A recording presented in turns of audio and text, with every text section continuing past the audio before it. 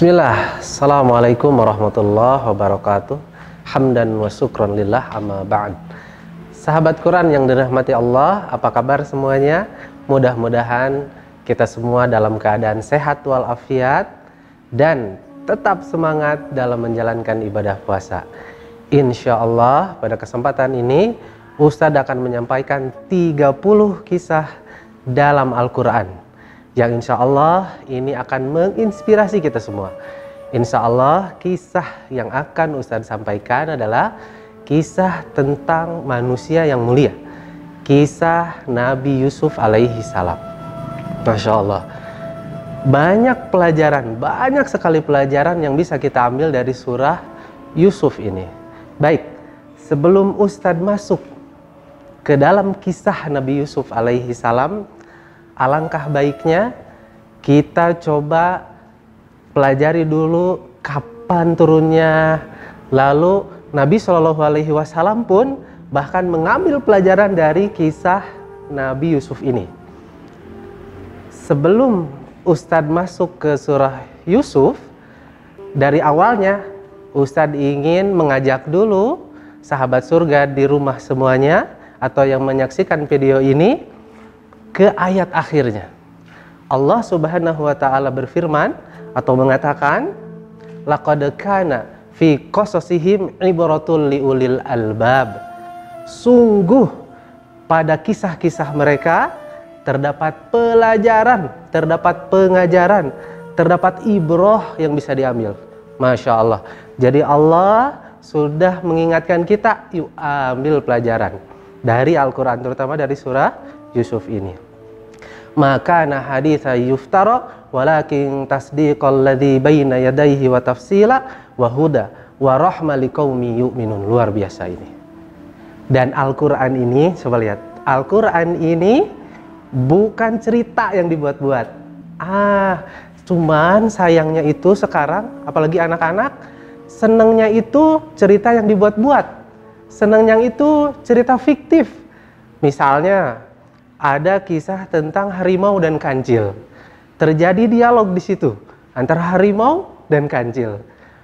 Anak yang cerdas dia akan bertanya, ayah atau bunda, apa bisa mereka berdiskusi dahulu? Apa nggak langsung dimakan itu kancilnya oleh harimau? Dan itu cerita fiktif. Banyak sekali kisah-kisah fiktif yang malah digemari. Maka sekolah Hafiz Quran hadir membawakan 30 kisah dalam Al-Quran, luar biasa. Dan sekarang insya Allah kisah Nabi Yusuf akan Ustadz bawakan. Tadi Ustadz sudah menjanjikan dari awal bagaimana Nabi Sallallahu Alaihi Wasallam mengambil kisah dari ini. Ingat pada saat Nabi Sallallahu Alaihi Wasallam menaklukkan kota Mekah, penaklukan kota Mekah, Nabi Sallallahu Alaihi Wasallam. Jadi Ustadz pengen runtut dari kisahnya Nabi dulu. Nah gitu. Jadi ketika Nabi Sallallahu Alaihi Wasallam masuk ke dalam kota Mekah bersama pasukan penuh, sudah dikuasai kota Mekah. Para pembesar-pembesar Quraisy, orang-orang zalim yang dulu zalim di dalam Mekah, padahal itu petinggi-petingginya sudah ketakutan, sudah nggak punya kekuatan apapun. Maka Nabi Shallallahu Alaihi Wasallam naik ke pintu Ka'bah, kemudian Rasulullah mengatakan, ini lagi ketakutan nih para orang-orang yang dulu zalim menyakiti Nabi. Lalu Nabi berkata kepada mereka, kira-kira kalian mau saya apakan? Wah, para pembesar ini yang dulunya zalim ketakutan, kemudian bilang, wahai saudaraku yang mulia, engkau anak dari saudara kami yang mulia, ampuni kami. Pokoknya memelas saja. Tapi lihat Nabi SAW mengatakan, al-yaum akul kama qala Yusuf li akhi. Saat ini saya akan berkata kepada kalian sebagaimana perkataan Yusuf kepada saudara-saudaranya. Apa kata Nabi Yusuf kepada saudara-saudaranya? La tasriba alaikumul yaum yaghfirullahu lakum wa huwa arhamur rahimin. Pada hari ini kalian aman. Pada hari ini kalian tidak akan dihukum. Pada hari ini kalian saya ampuni. Semoga Allah mengampuni kalian karena Allah Maha Penyayang. Luar biasa. Rasulullah Shallallahu Alaihi Wasallam begitu memiliki kesan terhadap kisah Nabi Yusuf ini sampai dijadikan hujah saat itu. Luar biasa, Masya Allah. Jadi apalagi kita orang-orang yang hidup di zaman sekarang tentu harus banyak mengambil dari kisah Nabi Yusuf alaihi salam ini. Dan satu lagi, bahwa surah Yusuf diturunkan kepada Nabi Muhammad Shallallahu Alaihi Wasallam ini pada saat tahun-tahun kesedihan. Pada saat-saat itu di tahun ke-10 kenabian, kalau Ustadz tidak keliru. Saat itu saat itu paman Nabi Abu Thalib yang serumah dengan Nabi, yang melindungi Nabi kalau ada ancaman-ancaman, ada intimidasi dari pembesar Quraisy, berlindungnya ke Abu Thalib, meninggal dunia. Dan yang paling membuat Nabi sedih Shallallahu Alaihi Wasallam adalah meninggal dalam keadaan tidak mengucapkan 2 kalimat syahadat. Kemudian 3 bulan kemudian istri beliau yang tercinta Sayyidatina Khadijah meninggal dunia. Kemudian tidak jauh dari situ Nabi Shallallahu Alaihi Wasallam berdakwah ke Taif. 70 km Nabi berjalan kaki, panas, menanjak ke lembah Taif. Di Taif bukan disambut, diberi tempat istirahat, yang ada dilempari, dicaci maki, dihina. Allahu Akbar. Maka pada saat itulah, di momen-momen seperti itu, di tahun itu turunlah kisah Nabi Yusuf alaihi salam. Supaya apa? Supaya terhibur hati Nabi Shallallahu Alaihi Wasallam. Karena di dalam surah Yusuf itu terdapat pelajaran yang luar biasa, terutama kesabaran, keteguhan hati, keyakinan kepada Allah. Jadi surah Yusuf ini Allah berikan atau Allah turunkan saat itu untuk menghibur Nabi Shallallahu Alaihi Wasallam supaya tidak terlalu sedih hatinya. Di surah Yusuf Allah katakan, nahnu naqussu 'alaika ahsanal qasasi bima auhayna ilaika hadzal Qur'an wa in kunta min qablihi laminal ghafilin. Kami kisahkan kepadamu kisah yang baik dengan mewahyukan Al-Qur'an. Karena wahyu saat itu adalah tentang surah Yusuf ini. Baru di ayat 4-nya, idh qala Yusuf li abihi ya abati inni ra'aitu ahada asyara kaukaban wasyamsa wal qamar ra'aituhum li sajidin. Berkata Yusuf kepada ayahnya Yakub yang juga seorang nabi, wahai ayah, sesungguhnya aku melihat 11 bintang, matahari dan bulan, mereka bersujud kepadaku. Lalu apa kata Yakub? Wahai anakku, la taqsus ru'yaka ala ikhwatika fayakidu laka kaida. Wahai anakku, jangan ceritakan ya kisah ini kepada sahabat, kepada saudara-saudaramu, karena mereka akan berbuat keburukan kepadamu. Apa makna dari jangan sampaikan mimpimu, jangan diceritakan mimpimu kepada saudara-saudaramu yang lain, karena akan membuat mereka tambah iri kepada mereka, tambah iri kepada Nabi Yusuf alaihi salam.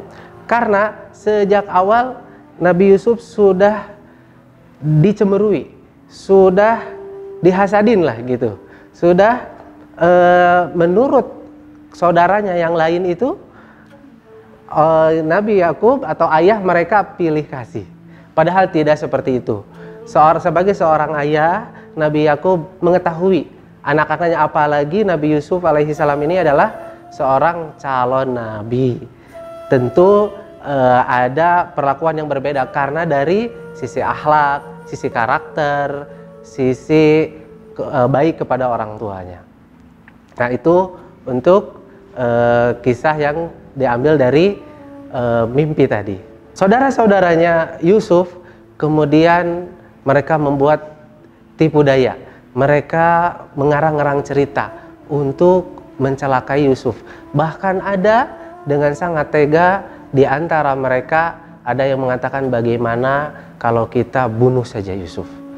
Lalu kata saudaranya yang lain, jangan seperti itu. lebih baik kita buang saja dia ke sumur supaya ada yang mengambil para pedagang lewat atau para musafir lewat, begitu. Maka itulah yang disepakati.